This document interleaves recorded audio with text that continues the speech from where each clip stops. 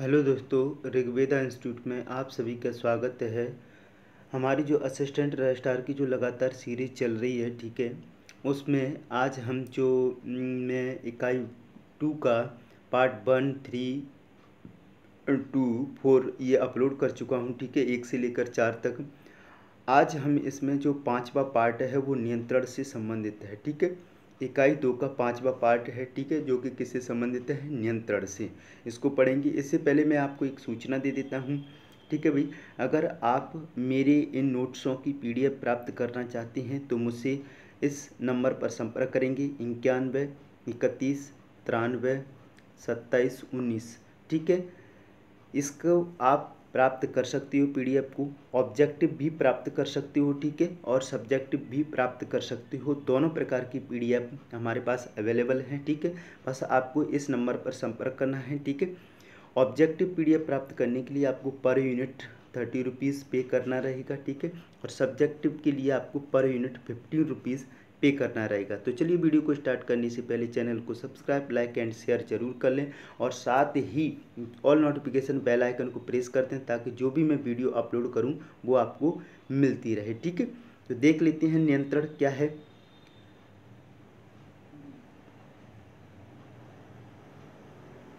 नियंत्रण का अर्थ, ठीक है, सबसे पहले क्या है नियंत्रण का अर्थ, ठीक है। नियंत्रण का अर्थ देख लेते हैं, मीनिंग ऑफ कंट्रोल। नियंत्रण प्रबंधक का एक महत्वपूर्ण कार्य है, ठीक है। मैनेजमेंट का क्या है? एक महत्वपूर्ण कार्य। अधीनस्थों से नियोजित परिणामों की इच्छा रखने के लिए एक प्रबंधक को उनकी क्रियाकलापों पर प्रभावी नियंत्रण की आवश्यकता होती है। जैसे मान लीजिए आप कोई बिजनेस कर रहे हो, ठीक है। अब बिजनेस का मैनेजमेंट आप देखते हो, लेकिन आपके नीचे क्या है, कुछ कर्मचारी कार्य कर रहे हैं। अब कर्मचारियों से अपेक्षित परिणाम प्राप्त करने के लिए, यानी कि आपने जैसे उनसे कहा कि आज आपको इतना वर्क करना है, एक टारगेट दिया, लेकिन आपने उनका मैनेजमेंट नहीं किया, तो उस टारगेट को प्राप्त करने में शायद आप असफल होती हो। तो इसी टारगेट को प्राप्त करने के लिए आपको क्या है, उन पर प्रभावी नियंत्रण स्थापित करना पड़ेगा, तभी जाकर के आप उस टारगेट को क्या कर पाओगे, प्राप्त कर पाओगे, ठीक है। तो ये एक बार और देख लेते हैं। नियंत्रण प्रबंधक का एक महत्वपूर्ण कार्य है अधीनस्थों से नियोजित परिणामों, यानी कि आपके नीचे जो कार्य करते हैं उनसे नियोजित परिणामों की इच्छा रखने के लिए एक प्रबंधक को उनके क्रियाकलापों पर प्रभावी नियंत्रण की आवश्यकता होती है। दूसरे शब्दों में नियंत्रण से तात्पर्य संगठन में नियोजन के अनुसार क्रियाओं के निष्पादन से है।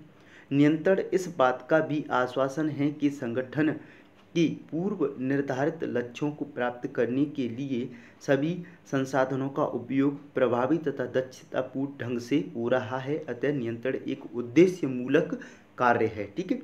आगे चलते हैं। प्रबंधक का नियंत्रण एक सर्वव्यापी कार्य है, ठीक है। यानी कि नियंत्रण किसी एक जगह नहीं होता है, सर्वव्यापी होता है। यह प्रत्येक प्रबंधक का प्राथमिक कार्य भी है। प्रबंधक की प्रत्येक स्तर, शीर्ष, मध्यम तथा निम्न पर प्रबंधक को अपने अधीनस्थ कर्मचारियों की क्रियाओं को नियंत्रित करने के लिए नियंत्रण कार्य को निष्पादित करना चाहिए। किसी भी व्यावसायिक इकाई की भांति नियंत्रण शिक्षा संस्थानों, सेना, औषधालयों तथा क्लबों में भी उतना ही आवश्यक है जितना व्यावसायिक इकाइयों में नियंत्रण की आवश्यकता होती है। अभी शिक्षा है, आप कोचिंग पढ़ा रही हो, इंस्टीट्यूट में कहीं पर भी, ठीक है, स्कूल में पढ़ा रही हो, अगर आपका बच्चों पर नियंत्रण नहीं है तो वो आपकी क्लास को सही तरीके से व्यवस्थित नहीं होने देंगे। इसीलिए क्या है, नियंत्रण हर जगह पर होता है और बहुत महत्वपूर्ण भी है, ठीक है। आगे देख लेते हैं। लेना भूलोगी, यह प्रबंधन चक्र को वापस नियोजन कार्य पर लाता है, ठीक है। नियंत्रण से निष्पादन एवं मानकों के विचलन का ज्ञान होता है, ठीक है। इन विचलनों का विश्लेषण करता है तथा उन्हीं के आधार पर उसके सुधार के लिए कार्य करता है। इस प्रक्रिया द्वारा भविष्य के लिए नियोजन करने में सहायता मिलती है। सीधी सी बात है, अगर आप नियंत्रण करना सीखे तो भविष्य में अभी आप क्या कर सकते हैं, नियोजन कर सकते, क्योंकि जो समस्या नियंत्रण में सामने आई उनके प्रकाश में भविष्य के लिए अच्छी योजनाएं तैयार की जा सकती हैं। इस प्रकार नियंत्रण प्रबंध प्रक्रिया के एक चक्र को पूरा करता है तथा अगले चक्र के नियोजन में सुधार करता है। अगला पॉइंट है नियंत्रण का महत्व, यानी कि क्या महत्व है। तो देख लेते हैं। नियंत्रण प्रबंध का अनिवार्य कार्य है। बिना नियंत्रण उच्च कोटि की योजनाएं भी उलट पुलट हो जाती हैं। एक अच्छी नियंत्रण विधि एक संस्थान की निम्न प्रकार में सहायक होती है। संगठनात्मक लक्ष्यों की निष्पत्ति, ठीक है, यानी कि आपने संगठन में जितने भी लक्ष्य निर्धारित किए हैं, अगर आपका उन पर कंट्रोल अच्छा है अपने अधीनस्थों पर, तो आप उस लक्ष्य को आसानी से प्राप्त कर सकते हो। ठीक है, शॉर्टकट में समझेंगे। अगला है मानकों की यथार्थता को आंकना। ठीक है, यानी कि नियंत्रण से एक अच्छी नियंत्रण प्रणाली द्वारा प्रबंध निर्धारित मानकों की यथार्थता तथा उद्देश्य पूर्णता को सत्यापित कर सकता है। ठीक है, अगला देख लेते हैं संसाधनों का फलोत्पादक उपयोग, यानी कि संसाधन नियंत्रण का उपयोग करके एक प्रबंधक अपव्यय तथा बर्बादी को कम कर सकता है। ठीक है, प्रत्येक क्रिया का निष्पादन पूर्व निर्धारित मानकों के अनुरूप होता है। इस प्रकार सभी संसाधनों का उपयोग अति प्रभावी एवं दक्षतापूर्ण विधि से होता है। बहुत आसान है, देखो भाई, सब समझ में आ रहा होगा आपको।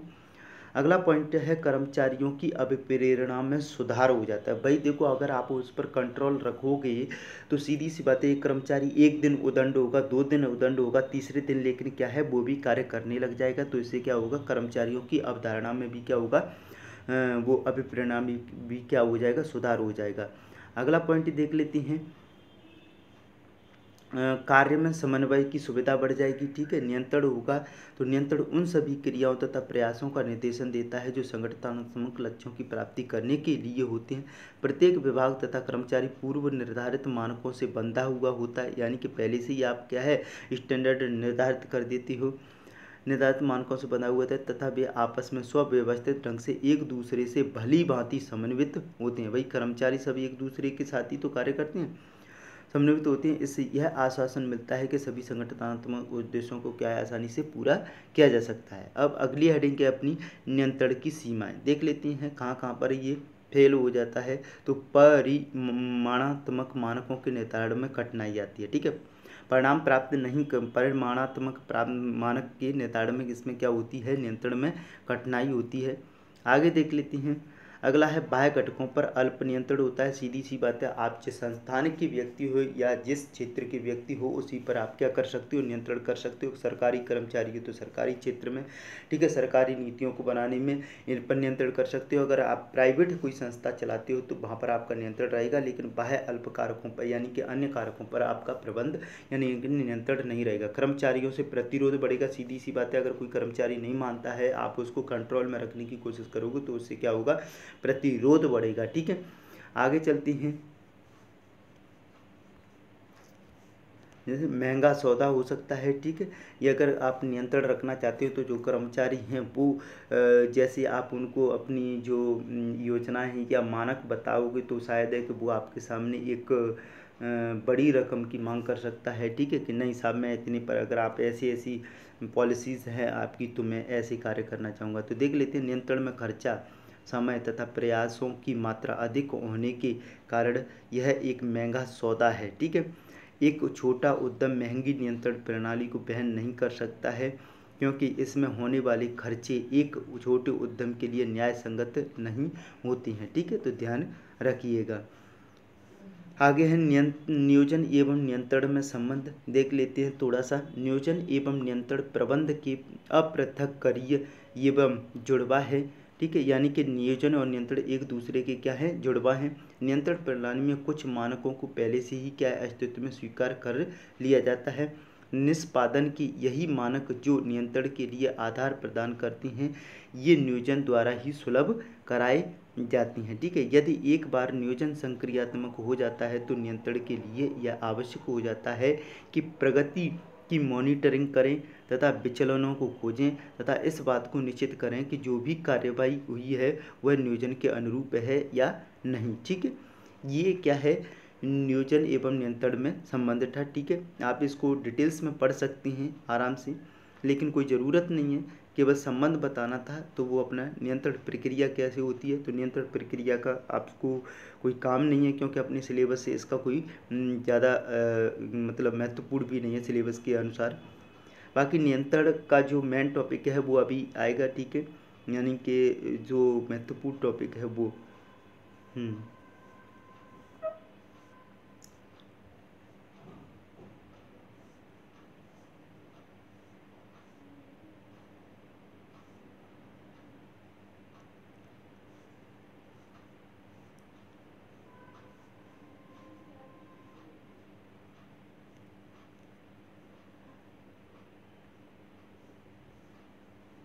ये बजटीय नियंत्रण है, ठीक है।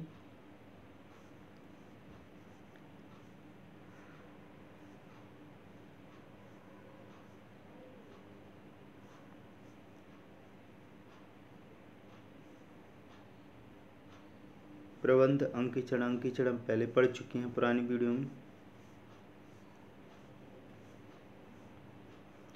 नियंत्रण का देखो, ये हमने ये पॉइंट पढ़े सारांश में, ये बहुत महत्वपूर्ण थी, ठीक है।